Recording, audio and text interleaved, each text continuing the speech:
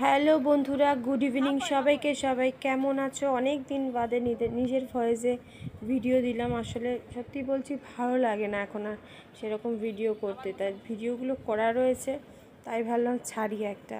তো আমরা মাঝে মাঝে এরকম বেরাই, তো তোমরা সবাই জানো। সেদিনকেও এরকম বেরিয়েছিলাম মেয়েকে নিয়ে, আর মেয়ের সব ফেভারিট জিনিসগুলো দিচ্ছিলাম, তার জন্য কত আনন্দ। ওর কিছু ছোট্ট ছোট্ট জিনিস দিলেই ওর হয়ে যায়, হ্যাবক কিছু লাগে না।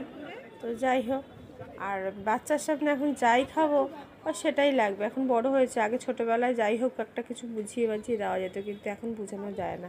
আর ওর বাবা গেলে তো কোনো কথাই নেই, বায়নার কোনো শেষ নেই। এই যে জিনিস কিনতে বসে গেছে, কতগুলো জিনিস কিনে নিয়েছে, ওর কোনো বায়নার শেষ নেই। আমি মানে আমার সাথে বেরিয়ে অতটা পারে না, কিন্তু বাবার সাথে বেরালে ওর মানে কিনতেই হবে, মানে পকেটটা না ফাঁকা করালে ওর শান্তি নেই, এরকম একটা ব্যাপার আর কি। তো যাই হোক, ওর মনের মতো জিনিস কিছু কিনে নিল। আর বাউলি খায় মাথা মুন্ডু আমি জানি না, আমার তো একদমই ভালো লাগে না, কিন্তু ওর ভীষণ ভালো লাগে।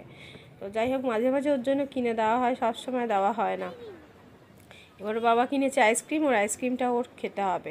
আর আইসক্রিমতে সত্যি কথা বলতে ভয় লাগে, ভীষণ ঠান্ডার ধাঁচ রয়েছে, তো একটু ঠান্ডা খেলেই ওর শুরু হয়ে যায় কাশি। কাশি মানে বিভৎস কাশি, যার জন্য ঠান্ডা মানে আমরা কেউ আইসক্রিম কিছু খেতে পারি না ওর সামনে। তো যাই হোক, ওর বাবা এরকম মাঝে মাঝে কেনে, আর ওকে তো দিতেই হবে। ভিডিওটা কেমন লাগলো সবাই অবশ্যই জানিও, আর সবাই সাবধানে থেকো। টাটা।